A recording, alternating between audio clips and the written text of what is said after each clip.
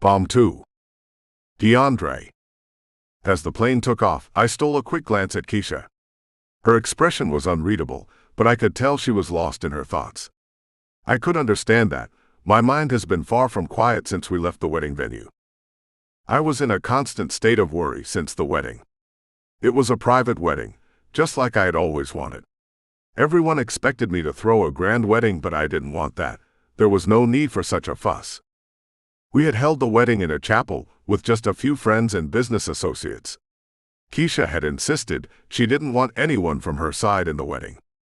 I didn't understand why, but I guess she wanted to protect them from the paparazzi. They were there all right. They had been tipped off and waiting for us as we stepped out of the chapel as Mr. and Mrs. McCarthy. The lights had been blinding and the questions deafening. Through it all, Keisha kept a frozen smile, like she would break if the smile fell off. My thoughts drifted back to the wedding procession. I remembered the mix of emotions that had played across Keisha's face as she said her vows. When it came to saying "I do," my heart caught in my throat as she hesitated for a moment. She stood there, her eyes on mine as if searching for something. It wasn't a long pause, but I had held my breath, afraid she would change her mind.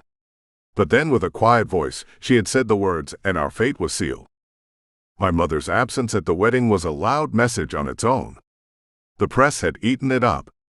There were many headlines the next day about how my mother didn't approve of the wedding. She was angry, I knew. She never expected me to beat her at her own game, but now she couldn't keep the company away from me anymore. That's all that mattered to me, nothing else. As we traveled down the streets of Fiji, I glanced out the window, taking in the beautiful scenery. I had chosen Fiji at the last minute. It seemed like a great place for a hideaway honeymoon. Keisha didn't want a honeymoon. She had thrown a fit about how unnecessary it was. But everything counted. We needed to sell the story that we were in love, and no honeymoon would get people curious. And they were curious. The media had devoured our wedding story. It was like every magazine and newspaper wanted a piece of our love story. You would think one of us worked in Hollywood. It scared me that someone would try to find out the truth. But my men had been thorough. No one knew her history yet. They could find nothing on her, not her past and definitely not her story. I chuckled at the irony. The lack of history made the press more curious than ever, and all we wanted was the media off our backs. My thoughts were pulled back into the present as the hotel came into view. The hotel was one of ours, but I doubted Keisha knew this. It was my favorite among them all, and as I stole a glance at Keisha again, I secretly hoped she liked it too. The car came to a stop, and we stepped out of the car. I looked at Keisha again, unable to stop my curiosity. I wanted to know what she thought of the hotel. She looked around, her eyes taking in the hotel with a mix of wonder and curiosity. The streets were bustling, and its vibrancy fully enveloped us. People were moving with purpose, and Keisha's gaze darted from one scene to the next. It was almost like she was absorbing Fiji all at once. I took her hand and could feel her reluctance, but she didn't pull away. We entered the hotel together, and Keisha's eyes continued to roam the hotel. I couldn't help but smile as I watched her take it all in. "Wow," she whispered, her voice carrying a hint of disbelief. I smiled to myself, secretly pleased that she was impressed. Keisha was unpredictable. Sometimes she was wowed by the most basic things, and then she could be very unimpressed by grand gestures and other things most people would be overwhelmed by. A concierge was waiting for us, and as soon as he spotted us, he walked toward us with a bright smile. "Good day, Mr. and Mrs. McCarthy. Welcome to Fiji. I trust your journey was pleasant," he asked, his tone warm and hospitable. I smiled and nodded at him. It really was. His gaze shifted from me to Keisha, who gave him a polite smile. His gaze lingered on her a second longer, and then he returned the full effect of his smile to me. "I'm glad to hear that." His smile couldn't get any bigger. "Your suite is ready. We reserved the very best for you with a breathtaking view. Please follow me." He gestured for us to follow and then turned, leading the way. The hallway was absolutely breathtaking, but what I really wanted to see was Keisha's reaction to the room. The lobby was a hive of activity, with people making reservations, clinking glasses from the bar in the corner, and a general hum of conversation. Her gaze remained on the concierge as we followed him to the room. Finally, we got to our suite, and the concierge unlocked the door and ushered us inside. I stepped aside to let Keisha enter first, and took satisfaction from the way her eyes widened as she took in the room. Our suite was luxury at its best. Soft neutral tones, plush furnishing, and large windows offered a breathtaking view of the city. Keisha walked to the windows, and her gasp of awe was a melody to my ears. She took in every detail, drinking it all in. Our eyes met and she looked away, blushing a little. The concierge's voice brought us back to the present. "I hope you find everything to your liking," he said, handing the key cards over to me. "If you require any assistance, please feel free to call the front desk." "Thank you," I acknowledged with a nod. Keisha was still taking it all in and didn't answer him. With a final nod, he walked out, leaving us to ourselves. The door closing with a soft click behind him brought Keisha out of her reverie. She turned back to me, her eyes sparkling with wonder. "This is amazing," she breathed, her eyes still sparkling. I smiled, pleased with myself. "I'm glad you like it. We'll be here for a week." She nodded and walked into the bedroom, which was separated from the living room by sheer drapes. There was a king-sized bed in the middle of the room, dressed in fine linens, and a mountain of pillows meticulously arranged. I followed her, watching her excitement, but Keisha was not done exploring. In a trance-like state, she headed to the door by the side, which led to a private balcony. Her eyes widened as she took in the view of the city. She leaned against the railing and closed her eyes. For a moment, I thought she was going to scream in delight. Then she opened her eyes suddenly, almost like something had occurred to her. She turned, and her eyes fell back to the bedroom. She stepped back in and looked between me and the bed. Was she trying to say something? I couldn't tell. "Where are you going to sleep?" she suddenly asked, and I was taken aback. "The bed." I was confused by her question. "We're not sharing a bed." There was that fire again in her eyes, the one that told me she wouldn't be backing down. I was momentarily taken aback. "Keisha, we can't sleep in separate rooms. We're on our honeymoon, remember?" Her gaze remained unwavering. "There's a couch." I chuckled at that. She had to be joking. "You want to sleep on a couch?" "No, you're sleeping on the couch." "Why would you make me sleep on the couch?" "You're the one who has an issue sharing a bed. I can't sleep on the couch. What would room service think when they come in and see me on the couch? News leaks very fast, you know. The press will have a field day." Keisha's gaze didn't waver. She folded her arms across her chest, holding a defiant pose. "Then get up before room service comes in. I'll play the perfect wife, Deandra, but I won't be sharing a bed with you." I stared at her, knowing this was a battle she wasn't backing down on. Keisha infuriated me easily. She was more than a handful. "How about we go eat, and we'll figure it out when we come back? I'm hungry and tired." She held my gaze. "You can figure it out now or later, but you're not sleeping on that bed with me." "Why?" I suddenly asked. "Scared you'll find me irresistible when I'm on the bed next to you." Her raised eyebrow told me she didn't find it funny. "I'm the one who won't be able to control myself?" "Mr. McCarthy, do you really think I won't be able to control myself?" I couldn't help but chuckle. "You're always surprising me. It's like I'm with a new girl every other day. Have you been checking me out, Mrs. McCarthy?" She smirked. "I should know my husband, don't you think?" "And what do you know about me?" "I know everything I need to about who Mr. Deandra McCarthy is, the most eligible bachelor for 5 years running. Quite the playboy who enjoys his women flashy and thinner than a slice of bread." I burst into laughter, amused by her description of me. "That's a new one. Where did you get that from?" "It doesn't matter. What matters is that it's true." She gave a small smile. "What matters is that I know I'm not the one who has a hard time keeping his hands to himself near a woman. Hey, I'm the catch. Who's to say you won't be all over me the moment the lights go off?" Her laughter rang out, her eyes dancing with amusement. "Really? You're not even my type, Deandra. I promise you, you have nothing to worry about." I raised an eyebrow, feigning shock. A woman has never said I wasn't her type before. So this seemed like a challenge to me, one I couldn't resist. "Keisha didn't know who she was married to, did she?" "Is that so?" My voice had become sultry, and I let it drop even lower as I took one step closer to her. My gaze met hers, and it was intense. Are you sure about that? She backed up slightly, her eyes narrowing at my actions. The shift in the air was obvious, but she held my gaze with a defiant look, even though I could practically hear her heart racing. You're exactly my type, Keisha, I whispered, still moving closer.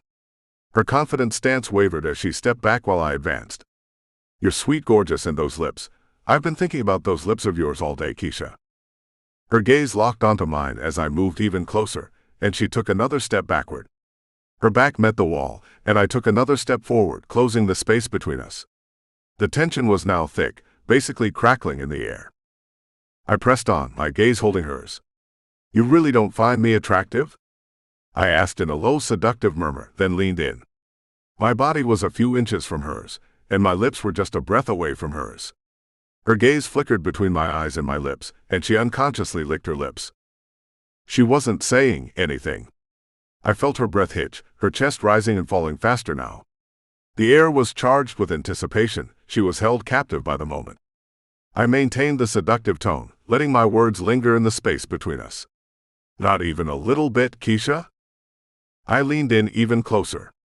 As our mouths were about to meet, I paused and felt a teasing smile tug at the corners of my mouth. I pulled back slightly, giving her some space.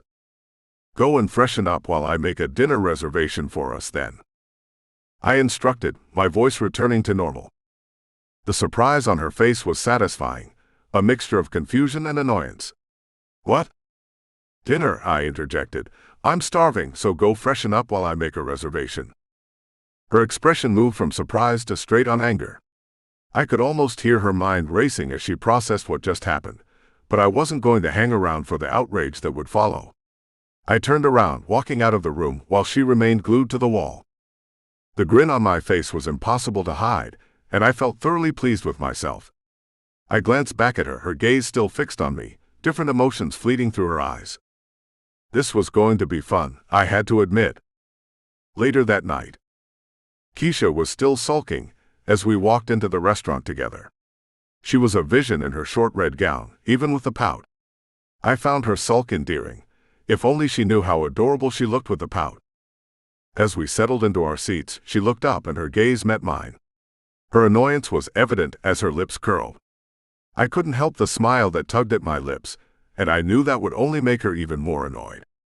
But I didn't care. I was enjoying myself. How did she expect me to be serious when she acted so cute?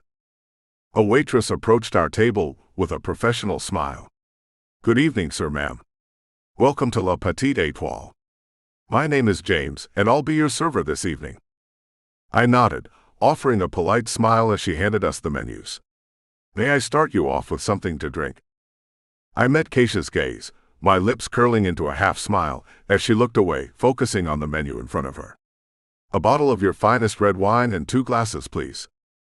I'll pass on that, she interjected, and I watched the waitress nod politely and head off. I opened my mouth to ask why she wouldn't have wine, and then I closed it right back.